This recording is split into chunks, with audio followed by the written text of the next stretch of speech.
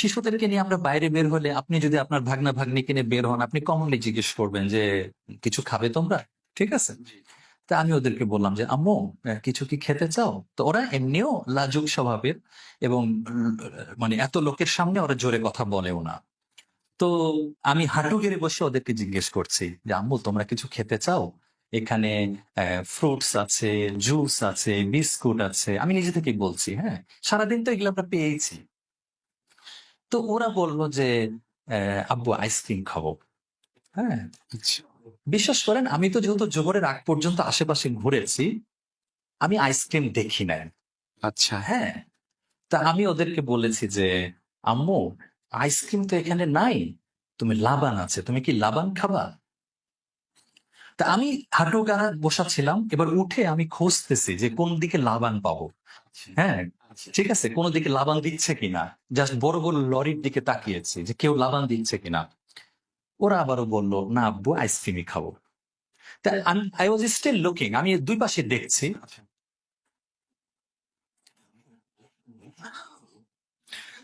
আমি জাস্ট দেখলাম একটা ভিড়ের মধ্যে থেকে দুইজন যুবক, তাদের দুই হাতে দুটা আইসক্রিম, আচ্ছা।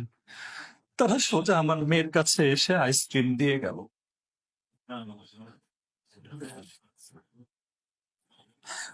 আমি বুঝলাম না, এত দূর থেকে ভিড়ের মধ্যে থেকে দুজন আসবে কেন হাতে আইসক্রিম নিয়ে? যদি হতো তাদের হাতে ডজন ডজন আইসক্রিম আছে, আমি মেনে নিতাম, দে আর অলরেডি ডিস্ট্রিবিউটিং। দুজন লোক, একজনের হাতে একটা আইসক্রিম আর একজনের হাতে আরেকটা আইসক্রিম।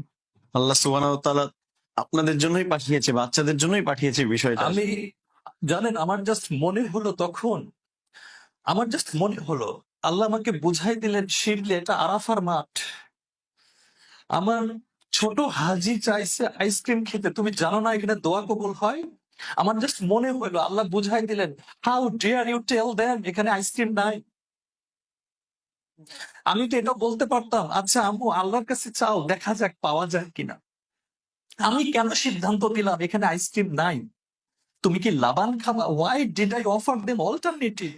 আমার আসলে বলা উচিত ছিল, আম্মু, আল্লাহর কাছে চাও, দেখি খুঁজে পাওয়া যায় কিনা। আমি এখনো ভুলতে পারি না যে ওই দূর আমি দেখতে পাচ্ছিলাম, বুঝলেন, প্রায় 30-40 হাত বা 20-25-30, আমি জানি না এক্স্যাক্টলি, একটা ভিড়ের মধ্যে থেকে দুজন আমাদের দিকে আসছে। They even did not talk to us. Ice cream দুজনকে দিয়ে দিল। সম্ভবত, আমি যদি ভুল না বলে থাকি, মাথায় একটু, মানে ছোট বাচ্চাদের মাথায় একটু আদর করে চলে গেল। এবং এখানেও বলে রাখি, যেদিক থেকে আসছেন তারা ওদিকে যান নাই, ফরওয়ার্ড, সামনের দিকে চলে গেছেন। এখন অনেকে বলবে, ভাই, আরে এগুলো হয়ে যায়, উনারা দিচ্ছিলেনই, আপনারা ওই মুহূর্তে পেয়ে গেছেন। But I don't believe that. আমি এটা বিশ্বাস করি না। আমি এটা এখনো বিশ্বাস করি আমি একটা ভুল করছি। আমার মেয়েকে বলছি এখানে আইসক্রিম নাই, তোমরা লাবান খাও। কিন্তু আল্লাহ তাদের দোয়া কবুল করছেন, তাদেরকে দিয়েছেন। এবং আমি এখনো এই ঘটনাটা আমার পরিবারকে এবং বিশেষ করে আমার দুই মেয়েকে আমি নার্চার করি, আম্মু, don't forget this, Allah is with us. আল্লাহর কাছে চাইলে পাওয়া যায়, আল্লাহ দেন। মানে এই বিশ্বাসগুলো আসলে স্টেবল করা। তো আসলে এগুলো প্রত্যেক বছর হজে, ওমরায়, সরি, হজে, আরাফার দিনে এটা তো মনে পড়েই। এবং ভাই, বিশ্বাস করেন, যতবার মনে পড়ে, এই যে আজকেও যেমন আমি একটু ইমোশনাল হয়ে গেছি, আমার এমন একটা দিন যায় নাই যে এই ঘটনা মনে পড়েছে আর আমাদের কান্না আসে নাই। ঠিক আছে, কান্না আসার মতোই বিষয়। জি, হ্যাঁ, সেটাই। সুবহানাল্লাহ। তো এটা এখন অনেকে বলবে, কামান শিবলি ভাই, সামান্য একটা আইসক্রিম নিয়ে আপনারা এত ইমোশনাল হয়ে যাচ্ছেন। No, it's not ice cream only, this is the response of Allah সুবহানাহু ওয়া তাআলা। এটা এটা আইসক্রিম দিয়ে হিসাব করলে এটা তুচ্ছ ঘটনা, কিন্তু যদি আল্লাহর রেসপন্স হিসেবে দেখেন, এটা তুচ্ছ ঘটনা নয়। এবং এখানে আমাদের আরেকটা বিশ্বাস রাখতে হবে, এটা এটা আল্লাহ ওয়াদা করেছেন, আরাফার দিনের দোয়া কবুল হয়। অনেক হাজিরা যান, যারা জীবনে প্রথম যাবেন এটা মনে রাখবেন, অনেক হাজিরা যান, শুধু আশেপাশে ঘুরে ফিরে দেখতে দেখতে আর খাবার সংগ্রহ করতে করতে সময় নষ্ট করেন।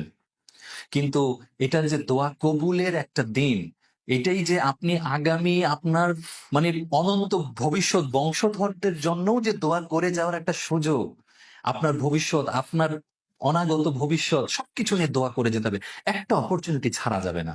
সুতরাং আমি বলবো যে আপনারা কেউ প্লিজ ভবিষ্যতে যারা যাবেন, এই যে একটু আগে তো আমরা সেলফি টেলফি এর কথা বলছিলাম, এগুলো তো ত্যাগ করবেনই, সাথে আমি বলবো অযথা সময় নষ্ট করবেন না আরাফার দিনগুলি। দোয়া দোয়া আর দোয়া।